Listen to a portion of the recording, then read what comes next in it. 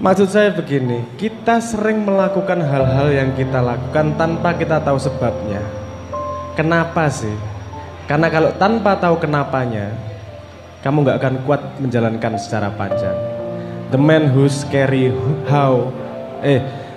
who carries why can carry everything. Orang yang tahu kenapanya dia bisa kemana saja. Kenapa itu penting banget. Sekarang saya kemudian beranjak di sini. Anda di sini kuliah semua. Kenapa sih? Itu pertanyaan penting yang harus dijawab. Karena tidak semua orang yang kuliah itu kenapanya sama. Ada yang karena dipaksa orang tua, ada yang nggak enak, ada yang memang harus begini, nggak ada yang lain. Jangan lupa Anda adalah orang-orang beruntung di Indonesia.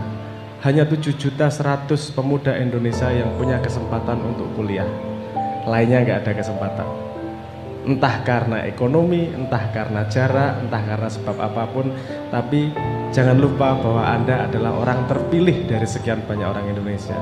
Jadi ditanyain sedikit, kenapa saya kuliah? Itu penting. Agar kita bisa ngomong, kenapa pentingnya belajar sepanjang hayat. Kira-kira kenapa Anda kuliah?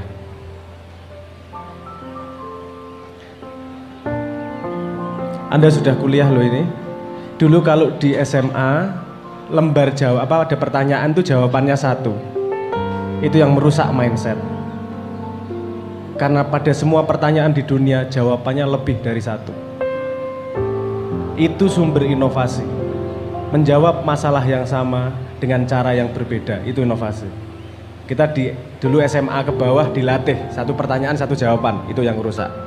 Oke, yang harus dipecah lagi salah satunya adalah dulu kita kalau kerjasama nggak boleh, padahal di dunia pekerjaan, di dunia nyata kita harus kerjasama. Anda pernah kalau mau ujian kerjasama? Jawabannya nomor berapa ya? Gitu. Dimarahin, betul nggak? Padahal kalau di ruang kerja Anda perlu nggak kolaborasi? Berarti penting yang namanya kolaborasi. Oke, kolaborasi penting, bukan urusan contek-contekan ya, tapi tahu maksud saya ya. Jangan terhalangi dengan kolaborasi. Nomor 2, semua jawaban terhadap masalah itu banyak. Nggak cuman ada satu jawaban terhadap masalah. Nggak kayak di SD, nggak kayak di SMP, nggak kayak di SMA. Itu sumber inovasi.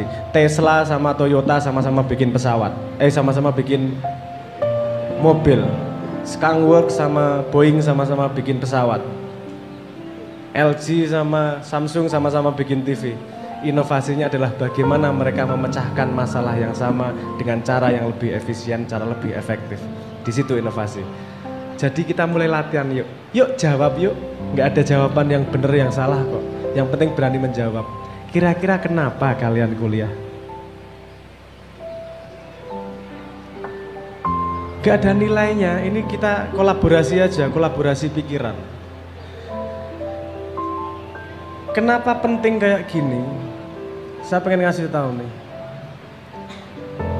Karena satu-satunya cara berpikir adalah ketika Anda bisa berbicara. Kalau Anda cuma bayangin sendiri itu gak berpikir itu. Berpikir adalah kemampuan mereformulasi simpleks menjadi kompleks. Kemampuan mereformulasi sesuatu untuk bisa disampaikan kepada orang lain. Itu namanya berpikir. Kenapa kita perlu berpikir? Agar kita tidak kecemplung lubang yang sama. Saya ngajak berpikir sederhana. Ada nggak yang berani ngasih jawaban? Kira-kira kenapa Anda kuliah? Sederhana loh ini. Angkat tangan. Angkat tangan.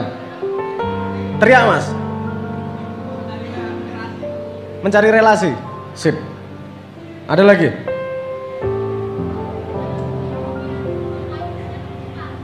Biar mindsetnya terbuka, mencari relasi. Mana yang benar? Benar semua kan? Oke, nggak masalah. Ada lagi? Cari jodoh ya nggak masalah.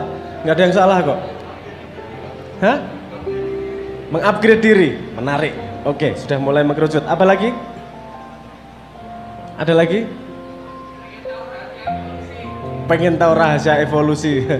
Ngeri Jo, apik Jo. Tanya sama Von Bertalanffy, tahu nggak itu? Langsung tak kasih tahu kamu namanya. Von Bertalanffy adalah orang yang membangun teori evolusi. yang membangun pertama sebuah mekanisme yang namanya sistem thinking. Ngerti aku walaupun dudu wong biologi. Karena self learning terus-terusan. Cari von Bertalanffy V kalau urusan evolusi. Oke. Anda sekolah dan hidup itu intinya satu. Menginvestasi dirimu sendiri. Mengupgrade diri. Mencari relasi. Mengubah mindset. Apa artinya? Anda berinvestasi pada dirimu sendiri. Karena kalau kamu nggak investasi sama dirimu sendiri, jangan harap orang lain mau investasi sama dirimu. Paham logikanya ya? Jadi pertanyaannya, seberapa banyak kamu perlu investasi pada dirimu sendiri? Sebanyak-banyaknya. Karena semakin kamu berinvestasi pada dirimu, dirimu semakin berharga. Betul nggak? Semakin Anda berharga, semakin Anda akan diinvestasi oleh orang lain, bahkan diinvestasi oleh sosialmu. Jadi sekolah adalah salah satu cara untuk berinvestasi pada dirimu sendiri. Walaupun bukan satu-satunya cara. Betul nggak? Investasi kalau kamu pengen tahu cara cebok paling efisien itu nggak ada di sekolah. Tapi penting itu. Anda cebok pakai tangan kanan atau tangan kiri? Tangan kirinya di depan atau di belakang?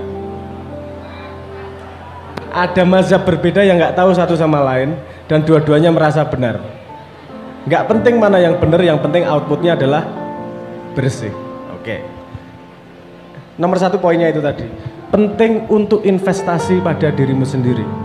Kestabilan psikologi, kemampuan metakognitif, keilmuan itu sendiri, relasi, kemungkinan mindset, semua investasikan pada dirimu. Karena dirimu yang semakin banyak isinya akan semakin dihargai oleh masyarakat luas. Oke, nomor 2. Ketika Anda investasi, Anda punya modal dasar yang paling penting yang semuanya sama. Modal yang terbatas. Apa itu namanya? Waktu. Setiap orang modal waktunya sama atau enggak? 24 jam, betul enggak? Anda mau kaya, Anda mau miskin, Anda mau laki-laki, mau perempuan, mau jelek, mau ganteng, satu hari modalmu 24 jam. Orang yang bisa memanfaatkan modalnya untuk menginvestasi dirinya, dia akan paling dihargai dan dibutuhkan oleh lingkungannya. Entah itu bentuknya pekerjaan, entah itu bentuknya konsultan, entah itu bentuknya periset, apapun, tapi pasti Anda lebih dibutuhkan oleh masyarakat, oleh sekitar. Yang artinya pada sistem ekonomi modern yang disebut sebagai kapitalisme, kapitalisme tidak selalu buruk. Saya nggak mau belok ke era ekonomi ini, ke area ekonomi, tapi kapitalisme memastikan bahwa untuk hidup di society kamu harus punya sumbangsih tertentu. Kalau kamu nggak punya sumbangsih pada society, kamu tidak punya hak untuk mengambil dari society. Itu ide dasar, paling dasar dulu dari kapitalisme awal-awal, jauh sebelum Milford, baru awal-awal Adam Smith sebelumnya lah. Sekarang ya udah belok-belok nggak keruan, tapi awalnya idenya seperti itu. Maka sekarang saya tanya, Anda investasi diri itu kapan sih? Belajar yang kita pahami ya, oke lah. Ketika Anda bermain, Anda investasi atau enggak?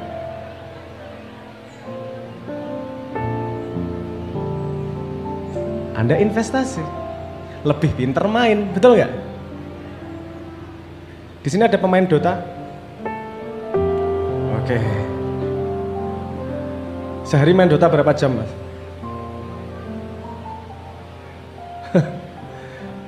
Apa? Senang mainnya apa? Support? Carry? Nggak dengar suaranya, huh?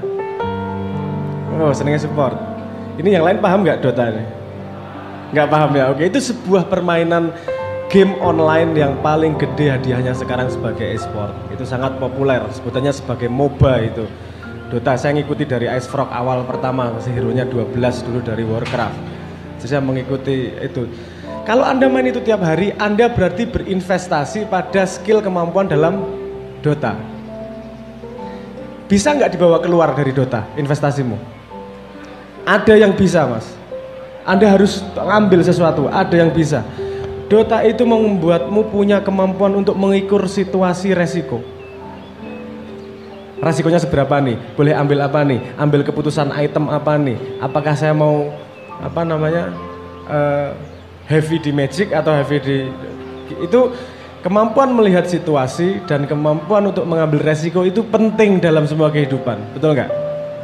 Jadi sebenarnya apapun yang kamu lakukan di dunia ini sebenarnya menginvestasi pada diri. Bedanya cuman kamu arahkan atau enggak, kan gitu.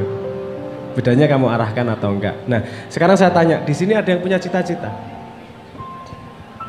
Saya mau kasih usulan psikologis nih. Di sini ada yang punya cita-cita? Enggak punya cita-cita? Punya? Saya enggak ngomong pekerjaan ya, cita-cita terserah. Usul sedikit. Coba lihat dirimu 5 tahun ke depan jadi apa, tulis.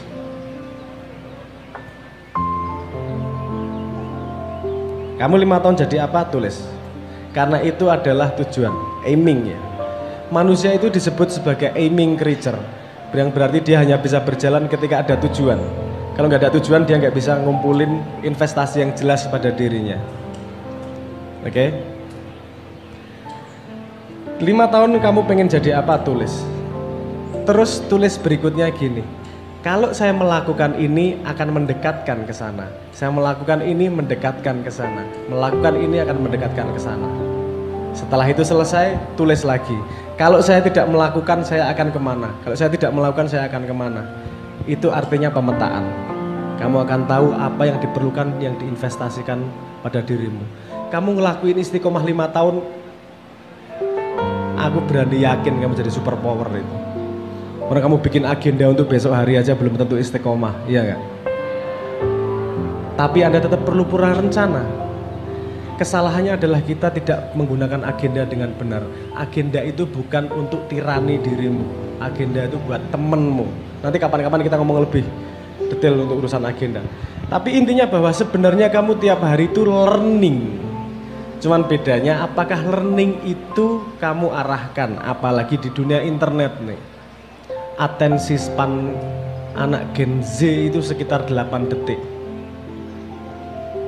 Di sini Gen Z semua ya. Hati-hati, atensi spannya cuma 8 detik rata-rata. Semoga lebih panjang daripada itu teman-teman. Terkebiasaan ngelihat apa? Scrolling. TikTok paling parah mas kalau TikTok. Twitter itu umurnya bisa 2 hari, Facebook itu umurnya bisa 6, Instagram bisa 2 hari umurnya, umur beritanya. Kalau Facebook itu bisa 6 jam. Kalau TikTok itu 0. Kamu ke feed berikutnya, feed sebelumnya lupa udah. Dan itu disebut sebagai dopamine trick. Saya ngomong gini bisa panjang ini, karena generasimu adalah generasi yang paling dalam tanda petik generasi nggak punya bapak. Kamu nggak belajar Instagram dari bapakmu bukan? Jadi bapakmu nggak bisa ngasih tahu cara pakai Instagram yang benar, ya nggak? Kamu belajar TikTok dari bapakmu? Enggak.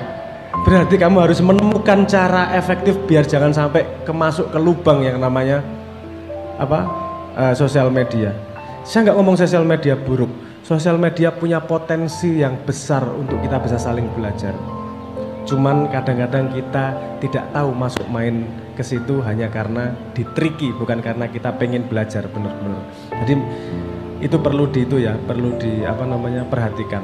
Nah, satu lagi gini, keadaan yang Anda beda sama sekali dengan generasi sebelumnya.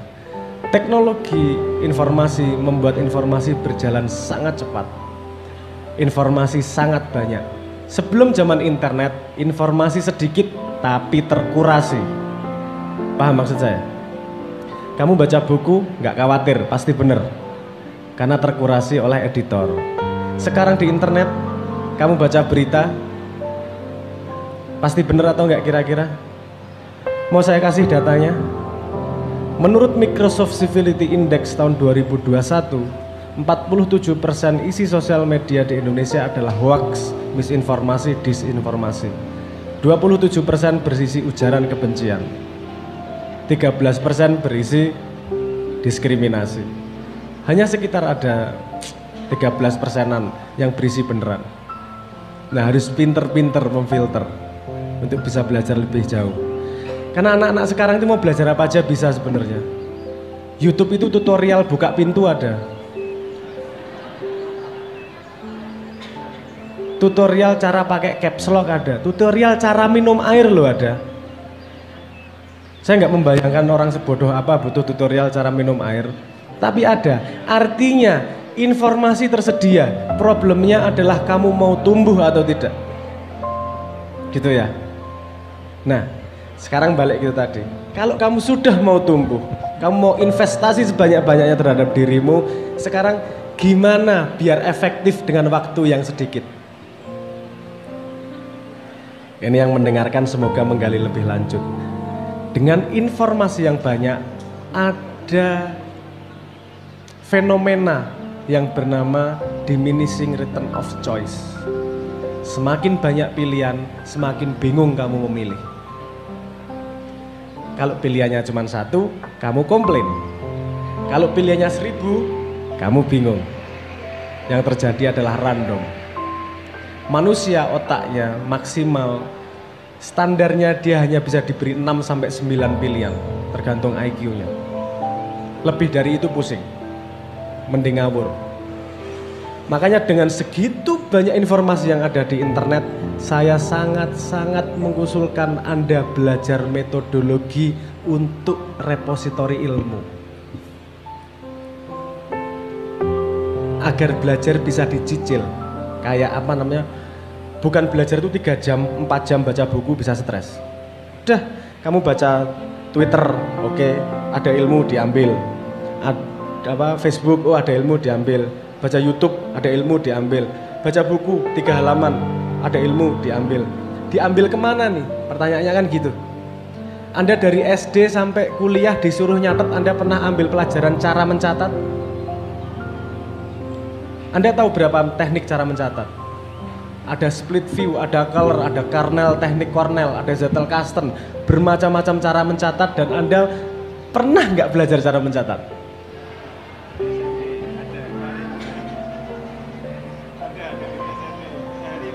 Hah? Ada.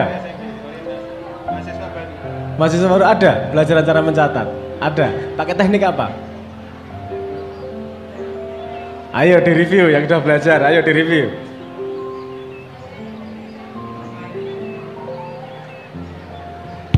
Oke, saya lanjutkan ya. Agar kita habis ini TikTok ya, habis ini kita TikTok ya. Saya gelar di gelar ilmu di Prasmanan. Habis ini TikTok mau yang di mana? Jangan memperlakukan mencatat sebagai arsip ilmu. Kalau arsip ilmu, catatanmu 1000, kamu bingung diapain udah. 1 buku full kamu sudah bingung. Buat catatan sebagai snapshot your mind. Nah ini ada metodologinya ini. Sehingga tadi saya ngomong, untuk pinter kamu butuh thinking, untuk thinking kamu butuh conversation. Untuk conversation kamu bisa conversation dengan catatanmu, dengan tulisanmu. Salah satu contoh sederhana, di sini yang pakai Facebook lebih dari 2 tahun ada, hampir semua ya. Anda pernah lihat status Anda 2 tahun yang lalu? Anda berkomentar enggak? Gimana Anda melihat diri Anda sendiri?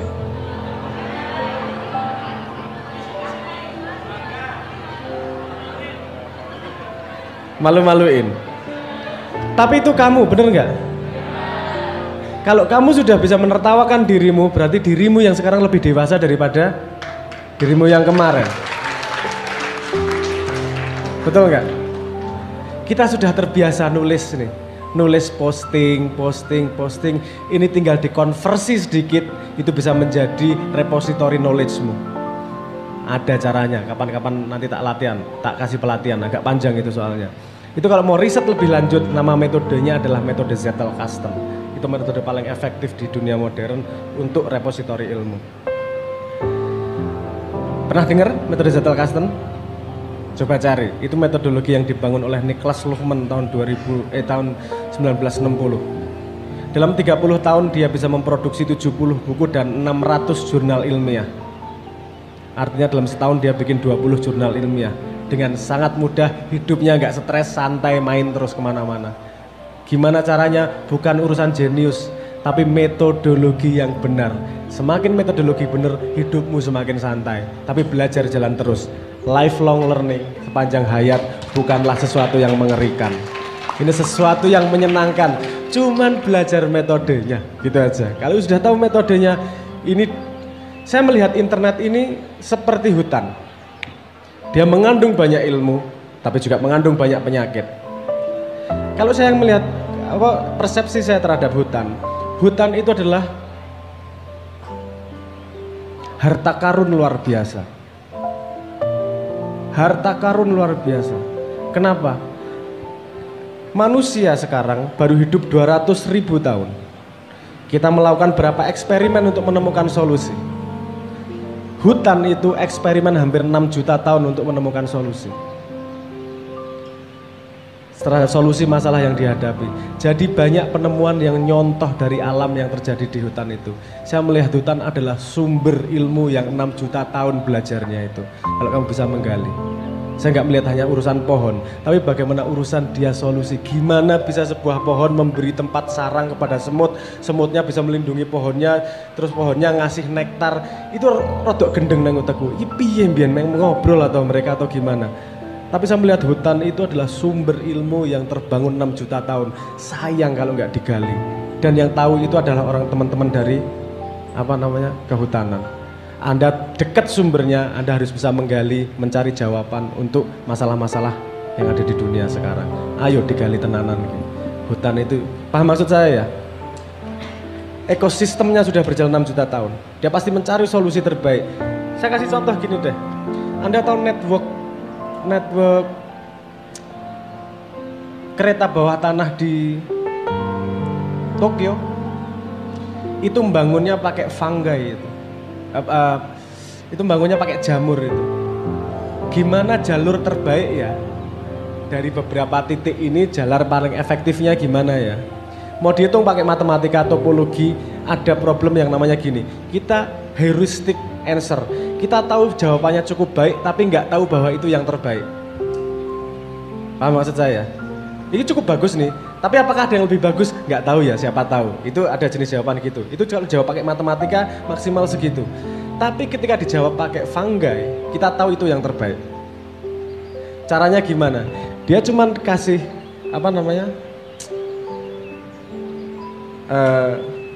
stasiun keretanya itu dikasih makanan kecil tapi ya. Tapi geometrinya sama. Kasih jamur ditaruhin situ, jereng. Dia membangun jaringan sendiri, terus kemudian membangun jalur tercepat untuk mendapatkan makanan tersebut. Tinggal nyontoh manusia sama alam, karena alam selalu menemukan cara paling efektif untuk memecahkan masalah. Dan contoh alam bekerja paling banyak di mana? Di hutan.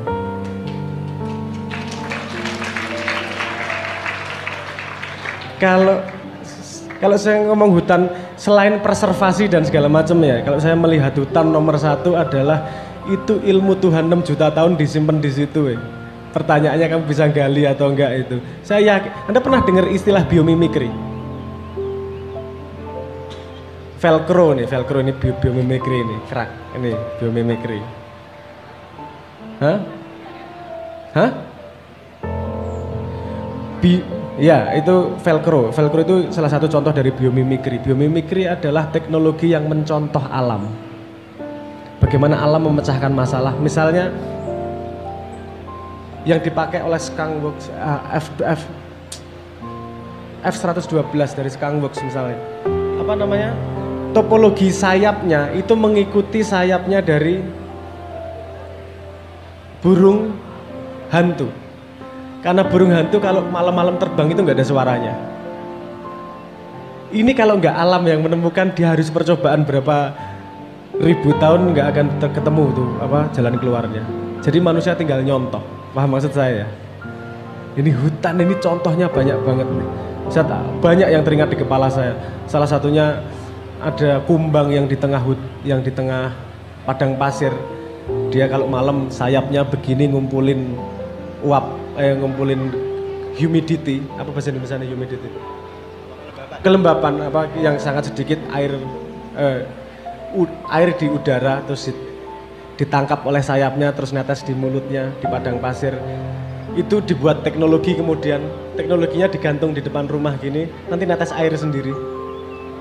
Biomimikri luar biasa dan itu adalah pintu-pintu inovasi masa depan. Jangan membayangkan bahwa hutan itu ngurusinnya hutan tok, ora. Bayangkan hutan itu adalah harta karun ilmu Tuhan yang siap dibuka oleh sampean. Gimana bukanya? Bangun, belajar diri terus sepanjang hayat. Tahu masalah yang dibutuhkan, kamu dekat sama sumber jawabannya. Pertanyaannya, berani nggak Anda melakukan itu? Matur nuwun, awalnya itu dulu. Assalamualaikum warahmatullahi wabarakatuh.